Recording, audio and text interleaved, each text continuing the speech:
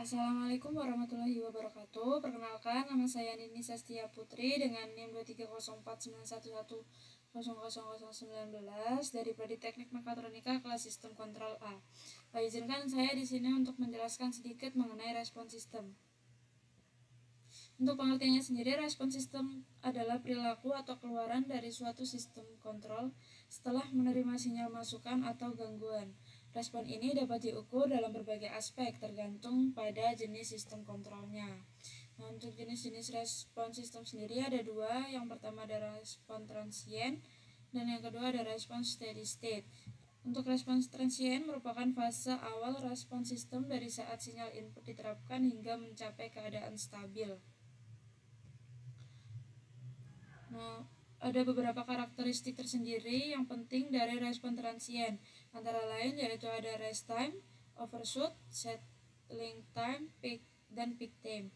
Untuk rest time sendiri yaitu waktu yang dibutuhkan oleh keluaran untuk meningkat dari nilai awal ke nilai tertentu, biasanya dari 10% ke 90% dari nilai akhir. Kemudian ada overshoot, yaitu keluaran mungkin melebihi nilai akhir yang diinginkan sebelum stabil. Ini dikenal sebagai overshoot dan sering diukur sebagai persentase dari nilai akhir. Selanjutnya ada settling time atau waktu pemantapan, yaitu waktu yang dibutuhkan oleh sistem untuk masuk dalam batas toleransi yang ditentukan dari nilai akhir. Misalnya kurang lebih 2% atau kurang lebih dari 5% dari nilai akhir. Yang terakhir ada peak time, yaitu waktu yang dibutuhkan untuk mencapai nilai puncak pertama setelah sistem mengalami osilasi. Nah, kemudian untuk respon steady state sendiri terjadi setelah fase transient. Sistem akan mencapai keadaan stabil di mana output tidak lagi berubah meskipun input tetap. Ada karakteristik tersendiri mengenai respon steady state, yaitu selisih antar nilai keluaran akhir sistem dan nilai referensi atau masukan yang diinginkan dalam keadaan stabil. Nah, respon sistem kontrol sangat bergantung pada karakteristik dinamika sistem, seperti jenis sistem, order sistem, dan parameter yang digunakan dalam desain kontrol. Misalnya gain, waktu respon, dan konstanta waktu. Nah, kemudian ada grafik dari respon sistem sendiri. Nah, pada grafik ini sendiri yaitu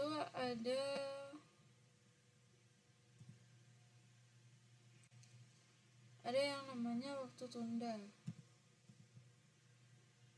yaitu ini atau delay time, yang merupakan ukuran waktu yang menyatakan faktor keterlambatan respon output terhadap input, diukur mulai dari 0 sampai respon mencapai 50% dari respon steady state.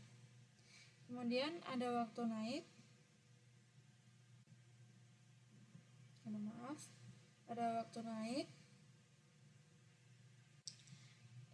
yaitu ukuran waktu yang diukur mulai dari respon T sama dengan 0 sampai dengan respon memotong sumbu steady state yang pertama, yaitu ketika waktu diukur mulai dari sini sampai dengan ini steady state yang pertama ini. Kemudian ada waktu puncak atau peak time, yaitu waktu yang diperlukan respon mulai dari T0 hingga mencapai puncak pertama overshoot, yaitu ini waktu puncak. Jadi jarak mulai dari 0 sini hingga puncak pada overshoot yang tertera.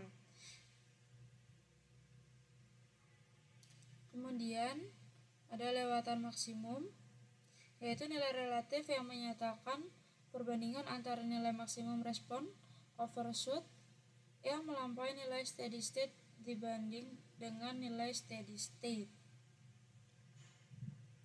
Kemudian ada waktu penetapan atau settling time, yaitu waktu penetapan adalah ukuran waktu yang menyatakan respon telah masuk kurang lebih 5% atau 2%, atau dengan kondisi error 0,5% dari keadaan steady state. Nah, untuk keterangan T sendiri ini merupakan penunjuk waktu. Waktu dinyatakan dalam second atau detik.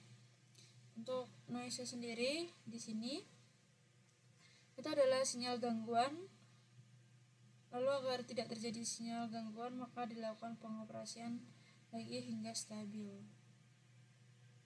Nah, untuk toleransi error sendiri itu antara 0,1 sampai 0,5.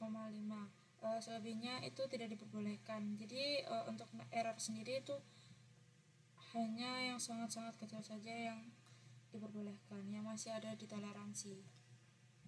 Nah, kemudian bentuk respon peralihan. Ini ada underdamped respon, output melesat naik untuk mencapai input, kemudian turun dari nilai yang kemudian berhenti pada kisaran nilai input. Respon ini memiliki efek osilasi. Jadi ini adalah grafik underdamped. Nah, kemudian ada statically damped ini, yaitu output tidak melewati nilai input tapi butuh waktu lama untuk mencapai target akhirnya. Jadi untuk mencapai target akhirnya di sini ini input butuh waktu yang sangat lama karena ini agak menggembung dibandingkan yang overdamped. Overdamped sendiri itu respon yang dapat mencapai nilai input dengan cepat dan tidak melewati batas input. Nah, seperti itu teman-teman. Mungkin cukup sekian penjelasan dari saya. Ada kurang lebihnya mohon maaf. Terima kasih. Wassalamualaikum warahmatullahi wabarakatuh.